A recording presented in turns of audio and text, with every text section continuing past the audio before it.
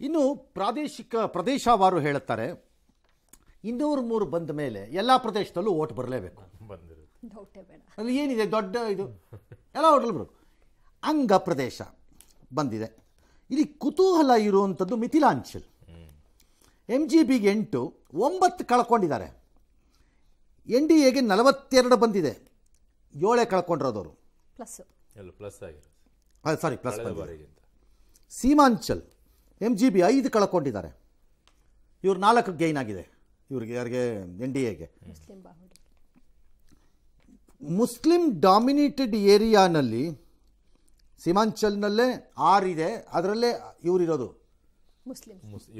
AIMM ಇರೋದು, all India ಇದು MIM ಇರೋದು.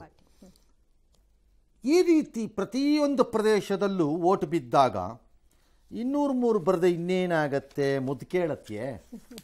ಮೋದಿ ತಮ್ಮ ಸ್ಪೀಚ್ ಅಲ್ಲಿ ಒತ್ತಿ ಒತ್ತಿ ಹೇಳ್ತಾ ಇದ್ರು ಸರ್, ಅವರು ಮೈ ಅಂತ ಮುಸ್ಲಿಂ ಮತ್ತೆ ಯಾದವ್ರನ್ನ ಮಾಡಿದ್ರು, ನಾವು ಮೈ ಅಂದ್ರೆ ಮಹಿಳೆ ಮತ್ತೆ ಯೂತ್ ಇದ್ ಮಾಡಿದ್ರು. ಆ ಸ್ಟ್ರಾಟಜಿ ಏನು ಸಡನ್ ಆಗಿ ಚೇಂಜ್ ಮಾಡಿದ್ದ ಅಥವಾ ಅಲ್ಲ, ಕೆಲವು ಸರಿ ಅದು ಸ್ಟ್ರಾಟಜಿನೇ ಆಗಿರಲ್ರಿ. ಆಮೇಲೆ ಹೇಳ್ತಾರೆ ಅದಾದ್ಮೇಲೆಲ್ಲ ಬುರುಡೆ ಬಿಡ್ತಾ ಇರ್ತಾರೆ ಸರ್. ಅದೊಂದು ಒಳ್ಳೆ ಶಾಟ್ ಅಲ್ಲ, ಸಿಕ್ಸರ್ ಹಿಂಗೆಂಗೋ ಆ್ಯಂಗಲಲ್ಲಿ ಹೊಡೆದ್ರಲ್ಲ, ಅದು ಪ್ರಾಕ್ಟೀಸ್ ಮಾಡ್ತೀನಿ ನಾನು. ಪ್ರಾಕ್ಟೀಸ್ ಮಾಡ್ತಿಲ್ಲ, ತುಂಬ ಆನೆಸ್ಟ್ ಆಗಿದ್ದಾನೆ. ಎಲ್ಲರೂ ಸುಮ್ಮನೆ ಹಿಂಗಂತೆ ಅದು ಹೋಗ್ಬಿಡ್ತದೋ ಇಲ್ಲದೆ ಸ್ವಲ್ಪ ಬುರುಡೆ ಬಿಡೋಣ ಅನ್ನೋನು. ಅದು ನಾನು ಇನ್ನೊಂದು ಆ್ಯಂಗಲಲ್ಲಿ ಟ್ರೈ ಮಾಡ್ತಾ ಇರುವೆ, ಅದು ಹೀಗೆ ವರ್ಕ್ ಆಗಿದೆ ಅಂತ ಅದಕ್ಕೊಂದು ರೀಸನ್ ಕೊಡೋದು. ನನ್ನ ಪ್ರಕಾರ ಕೆಲವು ಸರಿ ಎಲೆಕ್ಷನ್ಸಲ್ಲಿ ನಿಮಗೆ ಕೆಲವು ಸ್ಟ್ರಾಟಜಿನೇ ಇರಲ್ಲ, ಅದು ಜನಕ್ಕದ ಸ್ಟ್ರಾಟಜಿ ಆಗೋಗಿರುತ್ತಷ್ಟೆ. ಬಟ್ MY ಮಾತ್ರ ದೇವರ್ ಕಾನ್ಸಂಟ್ರೇಟರ್. ಅವರು ಎರಡನ್ನು ಮಾಡಿದ್ರು NDAನವರು. ಮಹಿಳೆ ಮಹಿಳೆ ಮಹಿಳೆ ಬಿಟ್ಕೊಡ್ಲೇ ಇಲ್ಲ, ಯುವ ಯುವ ಯುವ ಬಿಟ್ಕೊಡ್ಲೇ ಇಲ್ಲ. ಅವರು ಮಹಿಳೆಯನ್ನ ಜಂಗಲ್ ರಾಜ್ ಹೆಸರಿನಲ್ಲೂ ಮತ್ತು ಇತರೆ ಬೆನಿಫಿಟ್ಸ್ ಕೊಟ್ಟಿರೋ ಹೆಸರಿನಲ್ಲೂ ಯುವಕರನ್ನ ಹೊಸ ಮನ್ವಂತರಕ್ಕೆ ದಾರಿ ಮಾಡಿಕೊಡ್ತಾ ಇದ್ದೀವಿ ನೋಡಿ, ಇವಾಗ ನಾವಿಬ್ಬರು ಬಂದು ಅಥವಾ ಮಾಡ್ತೀವಿ ಬಿಹಾರದಲ್ಲಿ ಅಂತಾನು ಮಾಡಿ ಇಟ್ಬಿಟ್ರು. ಇಲ್ಲದೆ ಇದ್ದರೆ ಬಿಹಾರದಲ್ಲಿ ರಿಯಲ್ ಇಶ್ಯೂಸ್ ಈಗಲೂ ಇದೆ. ಅನ್ಎಂಪ್ಲಾಯ್ಮೆಂಟ್ ಇದೆ ಬಿಹಾರದಲ್ಲಿ ಸಮಸ್ಯೆಯಾಗಿ, ಯಾರು ಧ್ವನಿನೇ ಎತ್ತಲಿಲ್ಲ. ಓಕೆ, ರೂರಲ್ ಎಕಾನಮಿ ಬಿಹಾರ್ ಇದೇ problem. The debt versus revenue earnings of Bihar ಇದೇ ಈಗಲೂ ಪ್ರಾಬ್ಲಮ್. ಹೈಯೆಸ್ಟ್ ಮೈಗ್ರೇಷನ್ ಈಗಲೂ ಇದೆ ಬಿಹಾರದಲ್ಲಿ. ಜಾಬ್ ಇಲ್ಲ, ಇದೇ ಪ್ರಾಬ್ಲಮ್. ಲಾ ಆ್ಯಂಡ್ ಆರ್ಡರ್ ಏನು 100% ಏನು ಇಲ್ಲವೇ ಇಲ್ಲ ಅನ್ನೋಂಗೇನಿಲ್ಲ. Still why do people vote? ಅದು ಈ ಪ್ರಮಾಣದಲ್ಲಿ ಅಂದರೆ ಇದ್ರ ಹಿಂದೆ ಇದ್ದವರು ಎಷ್ಟು ಹಾರಿಬಲ್ ಆಗಿದ್ರು ಅಂತ ಜನ ಯೋಚನೆ ಮಾಡ್ತಾರೆ. ಲೆಕ್ಕ ಹಾಕೊಳ್ಳಿ, ಇವರೇ ಬೆಟರ್. ಆಡಳಿತ ವಿರೋಧಿ ಅಲೆನೂ ಇರಲಿಲ್ಲ, ಈ ಕಡೆಗೆ ಅವ್ರ ಪರವಾಗಿ ವರ್ಚಸ್ಸು ಇತ್ತು, ಜನನೂ ನಿಂತ್ಕೊಂಡ್ರು ಅಂತ. ಬಟ್ CM ಇವ್ರನ್ನೇ ಮಾಡ್ತೀವಿ ಅಂತ ಹೇಳ್ಕೊಳ್ಳೂ ಇಲ್ವಲ್ಲ ಸರ್? ಜನ ಕನ್ಕ್ಲೂಡ್ ಮಾಡ್ಕೊಂಬಿಟ್ರು ಅವರೇ ಅಂತ. ಅದು ಹೇಳಬೇಕಾಗಿರಲಿಲ್ಲ. ಮೊದಲನೇ ಬಾರಿ ಮೋದಿ ಅಷ್ಟೇ, ಎರಡನೇ ಬಾರಿ ಯಾರೂ ಮೋದಿನೇ ಡಿಕ್ಲೇರ್ಡ್ ಆ ಪ್ರೈಮ್ ಮಿನಿಸ್ಟರ್ ಅಂತ ಕೇಳಲೇ ಇಲ್ಲ. ಕೇಳಿದ್ರಾ? ಯಾರು ಕೇಳಲಿಲ್ಲ. ಬಟ್ ಪ್ರಶಾಂತ್ ಕಿಶೋರ್ ಕಥೆ ಏನು ಸರ್? 2014ರಲ್ಲಿ ಮೋದಿಯನ್ನ ಕರ್ಕೊಂಡು ಬರೋದ್ರಲ್ಲಿ ಏನೇನೋ ತಂತ್ರಗಾರಿಕೆ ಮಾಡಿದ್ರು ಅಂತ ಹೇಳಿದ್ವಿ. ಬಟ್ ಈ ವಿಚಾರದಲ್ಲಿ ಒಂದು ಪಕ್ಷ ಕಟ್ಕೊಂಡು ತಾವೇ ತಂತ್ರಗಾರಿಕೆ ಮಾಡೋದ್ರಲ್ಲಿ ಫೇಲ್ ಆಗ್ಬೋದು. ಎಲ್ಲ ಒಳ್ಳೆಯ ಬರಹಗಾರರು ಒಳ್ಳೆಯ ಭಾಷಣಕಾರರಾಗಬೇಕಾಗಿಲ್ಲ. ಒಳ್ಳೆಯ ಬರಹಗಾರರು ಒಳ್ಳೆಯ ಭಾಷಣಕಾರರಾಗಬೇಕಾಗಿಲ್ಲ. ಒಳ್ಳೆಯ ಭಾಷಣಕಾರರು ಒಳ್ಳೆಯ ಬರಹಗಾರರಾಗಬೇಕು ಅಂತನೂ ಇಲ್ಲ. ಅದ್ಭುತವಾದ ಕೋಚು ಒಳ್ಳೆ ಪ್ಲೇಯರ್ ಆಗಬೇಕು ಅಂತ ಎಲ್ಲೂ ಇಲ್ಲ. ಒಬ್ಬ ಒಳ್ಳೆ ಪ್ಲೇಯರು ಅದ್ಭುತವಾದ ಕೋಚ್ ಆಗಲೇಬೇಕು ಅಂತ ಎಲ್ಲೂ ನಿಯಮನೂ ಇಲ್ಲ. ಪ್ರಶಾಂತ್ ಕಿಶೋರ್ ಅವ್ರಿಗೇನಾದ್ರೂ ಆಪ್ಷನ್ ಇದೆಯಾ ಸರ್ ಬೇರೆ? ಈಗ ಅಲ್ಲಿ ಮುಗೀತು ಬಿಹಾರದ್ದು. ನನ್ನ ಪ್ರಕಾರ ಅವ್ರು ತಮಿಳ್ನಾಡಲ್ಲೋ ಯಾವುದೋ ರಾಜ್ಯದಲ್ಲಿ ಯಾರಿಗೋ ಹೆಲ್ಪ್ ಮಾಡೋಕ್ಕೋಗಿ ಇನ್ನೊಂಚೂರು ದುಡ್ಡು ಮಾಡ್ಕೊಂಡು ಮತ್ತೆ ತಂದು ಇನ್ವೆಸ್ಟ್ ಮಾಡ್ತಾರೆ. ನಂಬೋದಾ ಸರ್? ಅಂದ್ರೆ ಅವ್ರಿಗೆ ಬೇರೆ ಆಯ್ಕೆಗಳು ಇಲ್ಲದೆ ಇರೋ ಸ್ಟೇಜಲ್ಲಿ ಇದ್ದಾರಾ ನಿತೀಶ್ ಕುಮಾರ್? ಆ ಥರ ಅಂದ್ರೆ ಅವರು ಹಿಂದೆಲ್ಲ ಅವರು ನಿಮ್ಮ ಜೊತೆ ಇರ್ತೀವಿ ಅಂತ ಹೇಳೋರು, ಮತ್ತಿನ್ಯಾರ ಜೊತೆಗೂ ಅವರ ಬೈಕೆಗಳು ಇರದೆ ನಿತೀಶು ಮತ್ತೆ ಪಲ್ಟಿ ಹೊಡೆಯೋ ಸ್ಟೇಜಲ್ಲಿ ಇಲ್ಲ ಅವರು. ನನ್ನ ಪ್ರಕಾರ ಇಲ್ಲ ಅನ್ಸುತ್ತೆ. I think he has crossed that stage. ಎರಡನೇದು BJP ಈಗ ಪವರ್ಫುಲ್ ಆಗಿದ್ದಾರೆ. BJP plus RLGP plus others ಎಲ್ಲ ಸೇರಿದ್ರು ಅವರು ಪವರ್ಫುಲ್ ಆಗಿದ್ದಾರೆ. ಈಗ ಆಗ್ಲಿಕ್ಕಿಲ್ಲ ಅದು. ಎಸ್. ಸೊ ಹಾಗಿದ್ರೆ ಮಹಾಗಠಬಂಧನ್ ಸೋತಿದ್ದೆಲ್ಲಿ, ಹೇಗೆ ಅನ್ನೋದನ್ನ ನೋಡೋಣ ಸರ್. ನೋಡ್ಬೇಕಾ? ಹಾಂ, ನೋಡೋಣ ಎಲ್ಲಿ ಗ್ರಾಫಿಕ್ ಇದೆಯಲ್ಲ ನೋಡ್ರಿ. ಯಾವುದು ಇದಾ?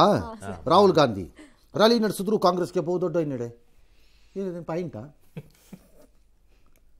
ಅಂದ್ರೆ ಜನ ಸೇರ್ತಾ ಇದ್ರು ಜಾಸ್ತಿ, ಎಲ್ಲ ಬಿಂಬಿಸ್ಕೊಳ್ತಾ ಇದ್ರು ಸರ್. ನಾವು ಹೋದ ಕಡೆ ಎಲ್ಲ ರಾಹುಲ್ ಗತ್ತೆ ಮತ್ತೆ ತೇಜಸ್ವಿಗೆ ಕ್ರೌಡ್ ಸಖತ್ತಾಗಿದೆ ಅನ್ನೋ ತರ. ಕರ್ನಾಟಕದಲ್ಲಿ ಜೆಡಿಎಸ್ ಸೇರ್ತಾ ಇತ್ತಲ್ಲ ಸರ್, ಹಂಗೆ ವೋಟ್ ಆಗಿ ಕನ್ವರ್ಟ್ ಆಗ್ತಿರ್ಲಿಲ್ಲ ಸರ್. ಅಲ್ಲಿ ಪ್ರಧಾನಮಂತ್ರಿ ನರೇಂದ್ರ ಮೋದಿ ಅವರು ಕೆಲವು ಸರಿ ರೋಡ್ ಶೋ ಮಾಡಿದಾಗ ನೀವೊಂದು ಗಮನಿಸಿದ್ದೀರಾ, ಒಟ್ಟಾರೆ 1 ಲಕ್ಷ ಜನ ಇದ್ದಾರೆ, ನಾನು ಇಲ್ಲ ಅಂತ ಹೇಳಲ್ಲ, ಅಥವಾ ಒಂದು 60,000 ಜನ ಇದ್ದಾರೆ, 50,000 ಜನ ಇದ್ದಾರೆ. ಮೊದಲ 50,000 ಮೊದಲ 3,000 ಜನ ವಾಪಸ್ ಎಂಟಕ್ಕೆ ಬಂದಿರ್ತಾರೆ.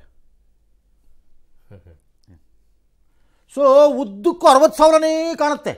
60 60 60 60 4 ಲಕ್ಷ ಆಗುತ್ತೆ.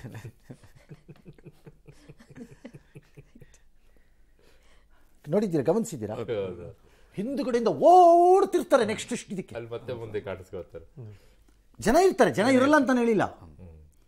ಬಹಳ ಸರಿ ರ್ಯಾಲಿಗಳಲ್ಲಿ ಈ ಥರ ಜನ ಸೇರ್ತಾರೆ. ಒಂದು ಸೇರೋರೆಲ್ಲ ನಿಮ್ಮ ಬೆಂಬಲಿಗರಲ್ಲ, ಕುತೂಹಲಿಗಳು.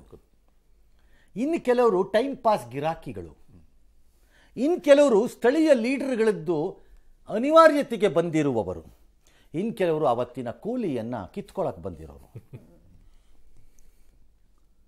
ಬಂದಿರೋರೆಲ್ಲ ನಿಮ್ಮ ಬೆಂಬಲಿಗರಲ್ಲ.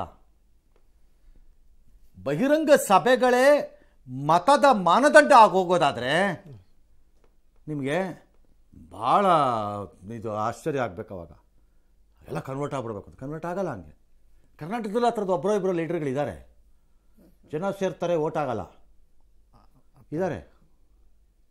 ಜೆಡಿಎಸ್ ಅಲ್ಲೂ ಹೇಳ್ತಿದ್ರು, ಎಲ್ಲ ಕಡೆನೂ ಇದ್ದಾರೆ, ಕಾಂಗ್ರೆಸ್ಸಲ್ಲೂ ಇದ್ದಾರೆ, ಕಾಂಗ್ರೆಸ್ಸಲ್ಲೂ ಇದ್ದಾರೆ.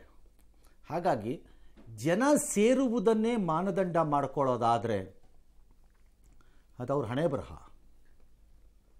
ಅಂದ್ರೆ ಅದು ಫೇಲ್ಯೂರ್ ಅಲ್ವಾ ಸರ್? ಯಾಕೆಂದ್ರೆ ಇಲ್ಲಿ ಬೆಂಗಳೂರಿನ ಒಂದು ಕಡೆ ಎಲ್ಲೋ ರ್ಯಾಲಿ ನಡೆದಾಗ ಬರೀ ಆ ಕ್ಷೇತ್ರದ ಜನ, ಎಲ್ಲೆಲ್ಲಿಂದನೋ ಬಂದಿದ್ದೀರಿ ಜನ, ಅಕ್ಕಪಕ್ಕದ ಊರಿಂದೆಲ್ಲ ಬಂದಿರ್ತಾರೆ, ಯಾವ್ಯಾವುದೋ ಕಾನ್ಸ್ಟಿಟ್ಯೂನ್ಸಿ ಜನ ಅವರು. ಹಂಗೆ ಎಸ್ ಜೀನಿ ಸ್ಲಿಮ್ ರೆಫರ್ ಮಾಡ್ಬೇಕಾದ್ರೆ ಕಾರಣ ಏನಂದ್ರೆ ವೇಟ್ ಲಾಸ್ ಸಲುವಾಗಿ ನನ್ ಬಾಳ ಜನ ಕೇಳಿದ್ರು. ಫಸ್ಟ್ ನಾನ್ ತಗೊಂಡು ನನಗೆ ರಿಸಲ್ಟ್ ಬಂದ್ಮೇಲೆ ಆಮೇಲೆ ನಾನು ಜೀನಿ ಸ್ಲಿಮ್ ಇನ್ನೊಬ್ಬರಿಗೆ ಪ್ರಿಪೇರ್ ಮಾಡಿದ್. ಸುಸ್ತಾಗೋದು ಕಡಿಮೆ ಆಯ್ತು, ವೀಕ್ನೆಸ್ ಅದು ಏನೂ ಇಲ್ಲ, ಪೂರಾ ಹೆಲ್ದಿ ಅದೇನೆ. ವೇಟ್ ಜಾಸ್ತಿ ಇರೋರಲ್ಲಿ ಏನೇ ಡೌಟ್ ಇಲ್ಲದೆ 100% ಬಳಸಬಹುದು. ಪ್ರತಿದಿನ ನಮ್ಮ ಜೀನಿ ಸ್ಲಿಮ್ ನ ಯೂಸ್ ಮಾಡಿ ಯಾವುದೇ ಸೈಡ್ ಎಫೆಕ್ಟ್ ಇಲ್ದಂಗೆ ನೀವು ಸಣ್ಣ ಆಗ್ತೀರಾ. ಅಲ್ಲ ಸರ್, ಇಲ್ಲಿ ಚುನಾವಣೆ ನಡಿಬೇಕಾದ್ರೆ ಪ್ರಚಾರ ಮಾಡೋದ್ ಬಿಟ್ಟು ಹರಿಯಾಣದ ಬಗ್ಗೆ ಅಲ್ಲಿ ಓಟ್ ಚೋರಿ ಈ ತರ ಕ್ಯಾಂಪೇನ್ ಮಾಡಿ ಈ ಕಡೆ ಕಾನ್ಸಂಟ್ರೇಟ್. ರಾಹುಲ್ ಗಾಂಧಿ ಮಸ್ಕಟ್ ಅಲ್ಲಿ ಇದಾರಂತೆ, ಬಂದ ಮೇಲೆ ಕೇಳ್ಬಿಟ್ಟು ಹೇಳ. ದಾಟ್ಸ್ ರಾಹುಲ್ ಗಾಂಧಿನೇ ಡಿಸೈಡ್ ಮಾಡ್ಕೋಬೇಕು. ನಾನು ಇದಕ್ಕೆ ಹೇಳಿದ್ದು, ರಾಹುಲ್ ಗಾಂಧಿ ಪೊಲಿಟಿಕಲಿ ಭಾಳ ಪ್ಯಾಷನೇಟ್ ಇದ್ದಂಗಿದೆ. ನರೇಂದ್ರ ಮೋದಿಯನ್ನು ಕೆಡವಬೇಕು, ನನ್ನ ಜೀವ ಹೋದರೂ ಸರಿ, ರಕ್ತ ಬಸ್ರೂ ಸರಿ, ಈ ಪಾರ್ಟಿನ ಮಾತ್ರ ಬಿಡ್ಕೂಡ್ದು ಅನ್ನೋ ದ್ವೇಷ, ಆಸೆ ಒಳಗಡೆ ತುಂಬ್ಕೊಂಬಿಟ್ಟಿದೆ. ಅದನ್ನು ನೀವು ಏನು ಆಪರೇಷನ್ ಮಾಡಿದ್ರೂ ತೆಗೆಯೋಕ್ಕಾಗಲ್ಲ. ಆದರೆ ಅದಕ್ಕೆ ತಕ್ಕಂತೆ ತನ್ನ ತಂತ್ರಗಾರಿಕೆ, ನಡವಳಿಕೆ ಮತ್ತು ರಾಜಕೀಯ ಜೀವನವನ್ನು ಆತ ರೂಪಿಸ್ಕೋತಾ ಇಲ್ಲ. ಅದಕ್ಕೆ ತಕ್ಕಂತೆ ಸೀರಿಯಸ್ನೆಸ್ ಕಾಣೋದಿಲ್ಲ. ಸೀರಿಯಸ್ನೆಸ್ ಅಂತ ಕರೆಯಲ್ಲ ನಾನು, ರೂಪಿಸ್ಕೋತಾ ಇಲ್ಲ ಅದನ್ನು. ಹಾಗಾಗಿ ನಾನು ಅದಕ್ಕೆ ಅವ್ರಿಗೆ ಹೇಳಿದ್ದು, ಅವರು ಕಾಂಗ್ರೆಸ್ಗೆ ಒಳ್ಳೇದು ಮಾಡಬೇಕು ಅಂತಿದ್ರೆ ಒಂದು 10 ವರ್ಷ ಆಚೆ ದೂರ ಇರಬೇಕು, ಒಂದು 10 ವರ್ಷ. ಬಟ್ ಅದೇ ಮಾರ್ಗದರ್ಶಕ್ ಟೈಪ್ ಇರಲಿ ಎಂದೆ ನಾನು. He should not. ಏನಾಗ್ತಾ ಇದೆ ಇದರಿಂದ ಅಂದರೆ, ಶಕ್ತಿ ಇಲ್ಲದ ರಾಹುಲ್ ಗಾಂಧಿ ನನಗೆ ಶಕ್ತಿ ಇದೆ ಅಂತ ಅನ್ಕೊಂಡಿದ್ದಾರೆ. ಹೌದೆಂದು ಕಾಂಗ್ರೆಸ್ಸಿಗರು ಅನ್ಕೋತಾ ಇದ್ದಾರೆ. ಇಬ್ರು ದಾರಿ ತಪ್ತಾ ಇದ್ದಾರೆ ಅಲ್ಲಿ. ಹಾಗಾಗಿ ಕರ್ನಾಟಕದ ಸಮಸ್ಯೆಗಳ ಸಮೇತ ರಾಹುಲ್ ಗಾಂಧಿ ಅವ್ರು ಹೆಂಗೆ ಹೇಳ್ತಾರಂಗೆ ನೋಡೋಣ, ಮಾತಾಡ್ಕೊಂಬರ್ತೀವಿ. ನಾವು ಪಕ್ಷ ಹೇಳ್ದಂಗೆ ರಾಹುಲ್ ಗಾಂಧಿ ಅವ್ರು ಏನು ಹೇಳ್ತಾರೆ ಹಂಗೆ ನಾವು ಪಕ್ಷ. For what? No, giving respect to your leader is different. ಕೊಡಬೇಡಿ ಅಂತ ನಾನು ಹೇಳಿಲ್ಲ. ನಾನು ಹೇಳ್ತಾ ಇಲ್ಲ ರಾಹುಲ್ ಗಾಂಧಿಗೆ ಗೌರವವನ್ನು ಕೊಡ್ಕೂಡ್ದು ಕಾಂಗ್ರೆಸ್ನವರು ಅಂತ ನಾನು ಹೇಳ್ತಾ ಇಲ್ಲ. ಕೊಡಿ, ಅದು ನಿಮ್ಮ ಸೌಜನ್ಯ ಮತ್ತು ಸಂಸ್ಕೃತಿ, ಅದು ಕೊಡಿ. ಬಟ್ ಆ ನಾಯಕನಿಂದ ನಮ್ಮ ಪಕ್ಷಕ್ಕೆ ಆಗ್ತಿರೋದು ಏನು ಅನ್ನೋದನ್ನು ತುಲನೆ ಮಾಡೋಕ್ಕೆ ನಿಮ್ಮ ಕೈಲಿ ಆಗದೇ ಇದ್ದರೆ ನೀವು ಮೋಸ ಮಾಡ್ಕೋತಾ ಇದ್ದೀರಿ, ನೀವು ಸುಳ್ಳು ಹೇಳ್ಕೋತಾ ಇದ್ದೀರಿ, ನೀವಿರುವಂತಹ ಭ್ರಮೆಯಲ್ಲಿ ಸಾಯ್ತೀರಿ. ಸರ್, ಕಾಂಗ್ರೆಸ್ನ ಅವಕಾಶ ಇದೆಯಾ ಸರ್? ಅದನ್ನು ಹೇಳುವಂಥ ಅವಕಾಶ ಸ್ಟೇಜ್ ಇದೆಯಾ sir? Sonia Gandhi has to do it. ಗಂಡ ಹೊರಗೆ ಹೋದ ಮೇಲೆ, ಆಗಬಾರದ ರೀತಿಯಲ್ಲಿ ಆದಮೇಲೆ ನರಸಿಂಹರಾಯರನ್ನ ತಂದ ಮೇಲೆ ಪಕ್ಷ ಅನುಭವಿಸಿದ್ದಕ್ಕೆ ನಾನು ವಾಪಸ್ ಪಕ್ಷವನ್ನು ಕಟ್ತೀನಿ ಅಂತ ಆಕೆ ಹೆಣ್ಣುಮಗಳು ಈ ದೇಶದ ರಾಜಕಾರಣದ ಕೊಂಚ ಸುಳಿವು ಇಲ್ಲದಿದ್ದರೂ ಬಂದು ಕಟ್ಟಿದ್ರಲ್ಲ ಆಕೆ, ಕಾಂಗ್ರೆಸ್ಸನ್ನು ಉಳಿಸಿದ್ರು ಅನ್ನೋ ಹೆಗ್ಗಳಿಕೆಗೆ ಆಕೆ ಪಾತ್ರರಾಗಿದ್ದಾರಲ್ಲ. ಹಾಗಾಗಿ ಈಗ ಆಕೆನೇ ಆ ತೀರ್ಮಾನಕ್ಕೂ ಬರಬೇಕು. ಇನ್ನೊಮ್ಮೆ ಕಾಂಗ್ರೆಸ್ಸನ್ನು ಉಳಿಸೋಕೆ ನಾನೇ ತೀರ್ಮಾನ ತಗೋತೀನಿ ದಿನ ಅಂತ ಮಗಳನ್ನೇ ತನ್ನಿ. ಯಾಕಂದರೆ ಆ ಫ್ಯಾಮಿಲಿಯವ್ರು ಯಾರು ಒಬ್ರು ಇಲ್ಲದೆ ಇದ್ರೆ ಆ ಪಕ್ಷ ಉಳಿಯಲ್ಲ, ತಂದ್ಕೊಳ್ಳಿ. But this man is becoming a liability to them. Good man ಬೇರೆ ವಿಚಾರ, ಅದು ಗುಡ್ಡ ಬೇಡ, ಅದು electorally he is a failure. ಚುನಾವಣೆಯ ಆನಿಮಲ್ ಆಗಿ ಫೇಲ್ಯೂರ್. ಎಸ್. ಇನ್ನು ಕಾಂಗ್ರೆಸ್ ನಾಯಕತ್ವದ ಬಗ್ಗೆ ಪ್ರಶ್ನೆ ಎದ್ದಿದೆ. ಅದನ್ನ ಗಾಂಧಿ ಕುಟುಂಬದ ಆಪ್ತರಾಗಿದ್ದ ಅಹಮದ್ ಪಟೇಲ್ ಪುತ್ರ. ಅಲ್ಲ, ಇಲ್ಲಿ ರಾಹುಲ್ ಹೋದ ಕಡೆ ಎಲ್ಲ ಸೋಲು, 61 ಕ್ಷೇತ್ರದಲ್ಲಿ 5 ಕಡೆ ಗೆದ್ದಿದ್ದಾರೆ. ಈಗ ಇದು ಎಲ್ಲ ಚುನಾವಣೆಯಲ್ಲೂ ಪದೇ ಪದೇ ಬರ್ತಾ ಇದೆ. ಹೋದಲ್ಲೆಲ್ಲ ಸೋಲ್ತಾರೆ. ಮೊನ್ನೆ ಕಾಂಗ್ರೆಸ್ಗೆ 135 ಸೀಟ್ ಬಂದ ತಕ್ಷಣ ನೀವು ರಾಹುಲ್ ಗಾಂಧಿ ಇದು ಭಾರತ್ ಜೋಡೋದಕ್ಕೆ ಅದನ್ನು ಜೋಡಿಸಕ್ ಹೋದ್ರಿ. ನೋ, ಯು ದೇವರ್ ರಾಂಗ್. ರಾಹುಲ್ ಗಾಂಧಿಯನ್ನ ಮೆಚ್ಚಿಸಲೆಂದು ವಂದಿಮಾಗದರು ಮತ್ತು ಏಜೆಂಟರು ಮಾಡಿದ ಕೆಲಸ ಅದು. ನಿಮಗೆ ನೀವೇ ಮಾಡ್ಕೊಂಡಿದ್ದು ಮೋಸ ಅದು. ರಾಹುಲ್ ಗಾಂಧಿ ಭಾರತ ಜೋಡೋ ನಡೀದೇ ಇದ್ದಿದ್ದರೂ ಈ ಸರಿ ಕಾಂಗ್ರೆಸ್ ಗೆಲ್ತಿತ್ತು ಕರ್ನಾಟಕದಲ್ಲಿ. ತೆಲಂಗಾಣನೂ ಸರ್ ಅದಾದ ನಂತರ ತಗೊಂಡೋಗ ಅದನ್ನು ಜೋಡಿಸ್ಬಿಟ್ರೆ ಅಲ್ಲಿಗೆ. ಈ ರೀತಿ ವಂದಿಮಾಗದರು, ತುತ್ತೂರಿಯುವುದೋ ಗಿರಾಕಿಗಳು, ಬೆನ್ಕೆರೆಯೋ ಗಿರಾಕಿಗಳು, 3/4 ಓಟ್ ತಗೊಳಕ್ಕೆ ತಾಕತ್ತಿಲ್ಲದೆ ಇರೋಲ್ಲ ರಾಷ್ಟ್ರೀಯ ನಾಯಕರುಗಳಾಗಿ ಡೆಲ್ಲಿನಲ್ಲಿ ಕೂತ್ಕೊಂಡು ನೆಕ್ಕೊಂಡು ಓಡಾಡ್ತಿರ್ತಾರೆ ಮೇಲಕ್ಕೂ ಕೆಳಕ್ಕೂ. ಇವರಿಂದಾನೇ ಅವ್ರ ಪಕ್ಷ ಇವತ್ತಿಗೆ ಗತಿಗೆ ಬಂದಿರೋದು. ವೆರಾಸ್ ತಳಮಟ್ಟದಲ್ಲಿ ಕಷ್ಟಪಟ್ಟು ದುಡಿಯುವ ಕಾಂಗ್ರೆಸ್ಸಿಗ ಅಥವಾ ಲೀಡರು ಅಥವಾ ಪ್ರಾದೇಶಿಕ ನಾಯಕ ಅವರು ಮುಂದೆ ಜೀತದಾಳ ಥರ ಬೆನಬಗ್ಗಿಸ್ಕೊಂಡು ನಿಂತ್ಕೋಬೇಕು. ಎಷ್ಟು ದಿನ ನಡೆಯುತ್ತೆ ಅದು? ಹಾಗಾಗಿ ಈ ಸರಿ ಚುನಾವಣೆಯಲ್ಲಿ ಸೋತ ತಕ್ಷಣ ತಲೆ ಕೆಡ್ಸ್ಕೊಳ್ಬೇಡ್ರಪ್ಪ, ನೆಕ್ಸ್ಟ್ ಟೈಮ್ ಗೆಲ್ಲೋಣ, ಸುಮ್ಮನೆ ಕಮಾನ್ ಲೆಟ್ಸ್ ಫೈಟ್, ಇನ್ನೊಂದು ಫೈಟ್ ಮಾಡೋಣ ಬನ್ನಿ. ಏನು ಒಂದೇ ಸೋತ ತಕ್ಷಣ ಮುಗಿದಾಯ್ತಾ ಜೀವನ? ಮಕ್ಕಳಿಗೆ ಎಕ್ಸಾಮ್ ಆದಂಗೆ ಒಂದ್ಸರಿ ಫೇಲ್ ಆದ ಅಂತ ಏನೋ ಒಂದ್ಸರಿ ಫೇಲ್ ಆಗ್ಬಿಟ್ರೆ ಏನು ಲೈಫೇ ಮುಗಿದೋಯ್ತಾ? ಬಾರ ನೆಕ್ಸ್ಟ್ ಎಕ್ಸಾಮ್ ಬರೆಯ ಚೆನ್ನಾಗಿ, ಬರ ಓದ, ಬರ ನಾನು ಹೇಳ್ಕೊಡ್ತೀನಿ, ಬರ ಇಲ್ಲಿ ಅಂದ್ಬಿಟ್ಟು ಕೂರ್ಸ್ಕೊಂಡು ಹೇಳ್ಕೊಟ್ಟು ಪಾಸ್ ಮಾಡಿಸ್ಬೋದು. ಸರ್ ಸತತವಾಗಿ 30 ಎಕ್ಸಾಮಲ್ಲಿ ಫೇಲೇ ಆಗ್ತಾ ಇದ್ರಿ, ಏನು ಹೇಳ್ಕೊಡೋಣ ಸರ್? ಏನು ಹೇಳ್ಕೊಡೋಣ? ಸತತವಾಗಿ 40 ಚುನಾವಣೆಯಲ್ಲಿ ಸೋಲ್ತಾನೆ ಬಂದರೆ ಏನಂತ ಕರೆಯೋಣ ಆ ಲೀಡ್ರನ್ನ? ಆ್ಯಂಡ್ ಅದು ನನಗೆ ರಿಯಲೈಸ್ ಆಗಲ್ಲ ಅಂದರೆ ಅವ್ರನ್ನ ಲೀಡ್ರ್ ಅಂತ ಹೆಂಗೆ ಕರಿತೀರಿ ಅಲ್ವಾ? ಮಗುಗೆ ರಿಯಲೈಸ್ ಆಗದೆ ಇರ್ಬೋದು, ಟೀಚರ್ಗೆ ರಿಯಲೈಸ್ ಆಗಬೇಕಾ ಇವ್ನಿಗೆ ಎಷ್ಟು ಹೇಳ್ಕೊಟ್ರು ಅಷ್ಟೇನೆ ಅಂತ. ಹಾಗೆ ರಾಹುಲ್ ಗಾಂಧಿಗೆ ರಿಯಲೈಸ್ ಆಗದೆ ಇರ್ಬೋದು, ನಿಮ್ಮ ಪಕ್ಷಕ್ಕರು ಹೊಳಿಬೇಕಲ್ಲ. ಅಲ್ಟಿಮೇಟ್ಲಿ ರಾಹುಲ್ ಗಾಂಧಿಗಿಂತ ಪಕ್ಷ ದೊಡ್ಡದು, ಪಕ್ಷಕ್ಕಿಂತ ರಾಹುಲ್ ಗಾಂಧಿ ದೊಡ್ಡವರಲ್ಲ. ಈ ಕಾಂಗ್ರೆಸ್ ಹ್ಯಾಸ್ ಟು ಥಿಂಕ್, ಅದು ಅವ್ರಿಗೆ ಬಿಟ್ಟಿತ್ತು. ಸೊ ಆ ರೀತಿ ಅವ್ರು ರಾಜೀನಾಮೆ ಕೊಟ್ಟಾಗಲೇ ಖರ್ಗೆ ಅವ್ರನ್ನ ತಂದಿದ್ದಲ್ವ ಸರ್? ಬಟ್ ಅದನ್ನ ಅಲ್ಲಿ ಅವರು ಇದು ಮಾಡ್ಕೊಂಡು, ದಿಸ್ ಇಸ್ ದ ಟ್ರಬಲ್. ಕೊಟ್ಟು ಖರ್ಗೆ ಅವ್ರನ್ನ ನೆಪಕ್ಕೆ ಈಗೇನು ಖರ್ಗೆ ರಾಜೀನಾಮೆ ಕೊಡ್ಬೇಕಾ ಹಂಗಾರೆ? ಅಲ್ಲ ಸರ್. ಓಕೆ, ಆಲ್ ರೈಟ್, ಈಗ ಖರ್ಗೆ ರಾಜೀನಾಮೆ ಕೊಡಬೇಕು ಅಲ್ವಾ? What is the role of Kharge? Kharge ನಿರುಪದ್ರವಿ, ಬಲಿಪಶು ಅಷ್ಟೇ. ಖರ್ಗೆದು ಪಾತ್ರ ಏನಿದೆ ಇದರಲ್ಲಿ?